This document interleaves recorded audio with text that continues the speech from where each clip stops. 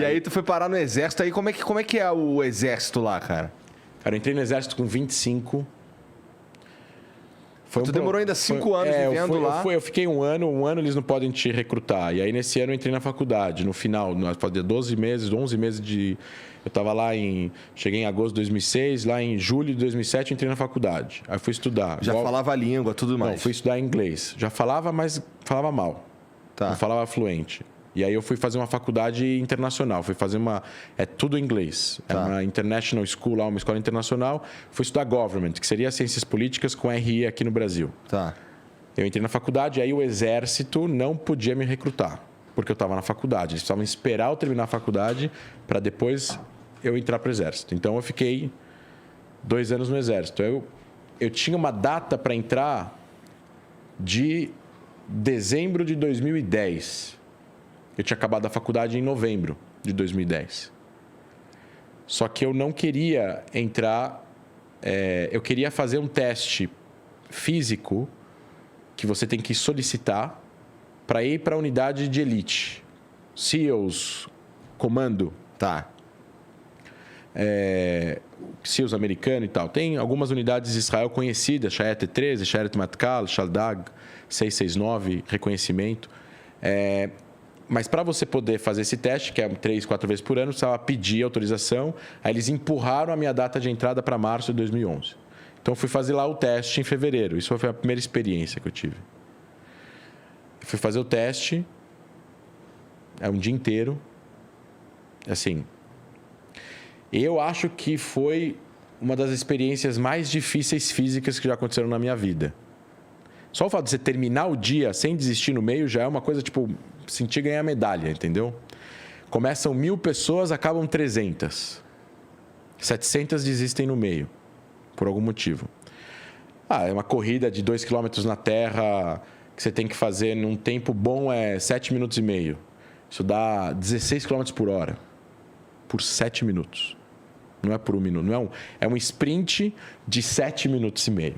Sinistro, forte pra caralho. Eu fiz em 8 minutos e meio, cheguei em 36º lá.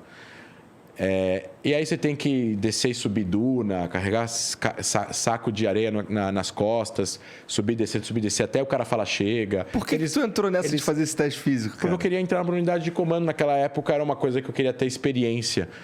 São unidades que participam de...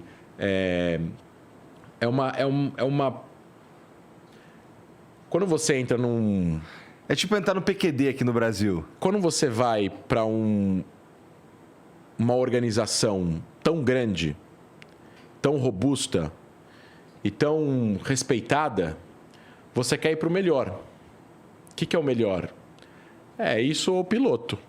Ou inteligência, dependendo do cargo.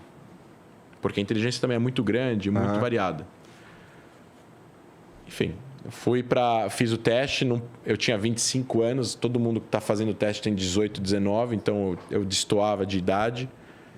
Não rolou. Não me chamaram. Aí me chamaram para uma reunião de 3 unidades, onde ofereceram 3 trabalhos diferentes em 3 unidades. Assim, o exército de Israel não é o exército russo, que o cara leva porrada. Eles tentam mais ou menos adequar aí a vontade do soldado para o cara não ficar infeliz. Afinal, é o exército compulsório, é o exército do povo. Todo mundo faz. Judeus, não judeus. Tem árabe, tem muçulmano, tem cristão, tem druso, tem beduíno, mulher, homem. Todo mundo faz exército. A única coisa que é diferente é que os muçulmanos não são obrigados. Eles podem se voluntariar. Tem muito. Tem general, tem coronel muçulmano. E, assim, árabes muçulmanos, no caso, né? E aí eu recebi lá uma reunião na parte acadêmica, porque eu tinha estudado na faculdade, né? Então eles queriam, vamos ver se a gente pode fazer alguma coisa com o teu título, né? Acadêmico. Aí ofereceram lá inteligência militar normal, inteligência da Força Aérea e planejamento de operações. Aí eu botei o cara que veio falar veio 3 pessoas falar, cada uma de cada unidade. O cara da inteligência da Força Aérea vendeu o peixe dele melhor. Assim, ele vendeu como se fosse um produto. E aí eu coloquei em primeiro lugar a inteligência da Força Aérea. Aí eu entrei no Exército, fui para um treinamento no Sul, fiz o treinamento básico de 2 meses, acaba o treinamento, eles me mandam de volta para o central de recrutamento e falam assim, bom, você não tem ainda a autorização que eles chamam de clearance, que é o check, né, do teu background, né, que eles precisam fazer porque você está entrando num local que você tem acesso à informação sigilosa, né? Então, é tipo você ir para o FBI ou para a CIA nos Estados Unidos, ou se você vai para a ABIN no Brasil, você vai ter um check-up de algum tipo da Polícia Federal para o cara ver a tua vida. Esse check-up demora. No meu caso, demorou mais. Eu tinha feito o primeiro check-up em janeiro. Isso era março, abril, começo de maio, e não tinha terminado ainda. Então, eu voltei para a base e falei assim, estou te dando 3 meses de extensão, você sai do exército, o tempo que você tem que fazer não conta, vai trabalhar, vai viajar, daqui a 3 meses você volta. Aí eu fui lá, trabalhar, tá, não sei o que, eu voltei. Falou, não está pronto, mais um mês, Aí eu voltei em 4 meses e falou, não está pronto, mas eu vou te colocar agora. Eu falei, não, pelo amor de Deus. Senão eu vou cair em qualquer lugar lá, sei lá, fazer qualquer coisa. Eu não quero. Eu tinha uma visão do que eu queria fazer. Eu falei, você precisa me dar mais 2 meses. Que é o máximo que esse cara pode dar é 6 meses. Aí ele me deu mais 2. Eu voltei em novembro.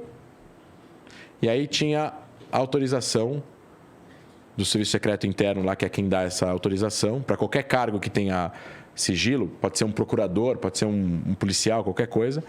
Aí fui lá eu fui para uma base aérea em Tel Aviv, fiquei uma semana e aí eu fui para a unidade. A unidade no Pentágono de Israel, que é na base central lá em Tel Aviv, que é onde está a central da Força Aérea, no caso. A central da Marinha, Força Aérea do Exército, cooperações. Entendi. E tudo mais. E aí eu fiquei lá umas 2, 3 semanas, aí eu fui para um curso da inteligência no Sul. Mas aí era no Sul, assim, no meio do nada. Sabe aqueles filmes que tem uma base aérea no meio do deserto? Você vê uma pista do nada e um avião aterrissando? É mais ou menos isso. Cara, o folclore diz que os caras que fazem parte do exército lá de Israel, eles aprendem aquela luta lá. Krav Maga. Krav Maga. Tu aprendeu Krav Maga? Aprende um pouco. É? Quem é combatente aprende mais. Para você ter uma ideia, o meu treinamento físico foi 2 meses e meio, 3 meses. O treinamento físico de um cara da Chayette 13, que é a unidade de comando da Marinha, é 1 ano e 8 meses. Entendi. Aí o cara vai aprender outras coisas. O exército é compulsório lá por quanto tempo? Porque aqui no Brasil a gente tem o obrigatório de 1 ano. Não, lá era 3 anos. Hoje em dia os homens devem ser 2 anos e 10 meses, 2 e 9, estão diminuindo um pouco.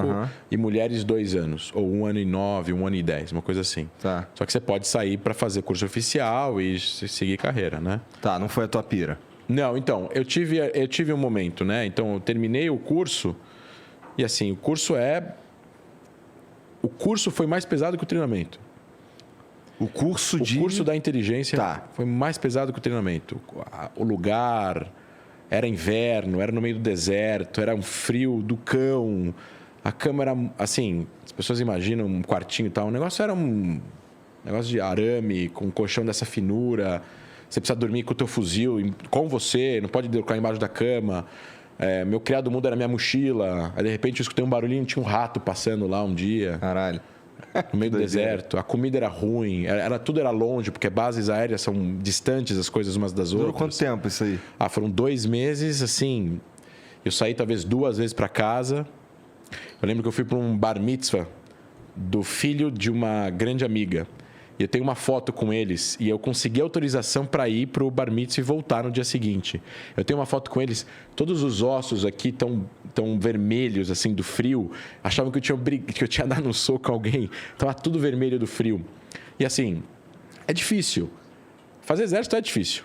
Eu fiquei 1 ano no quartel também. Não tem que ser uma coisa fácil, né? Mas é legal, porque você aprende disciplina. Pra mim mudou minha vida também. Mudou a minha vida. É uma experiência que eu faria de novo. Mas é difícil.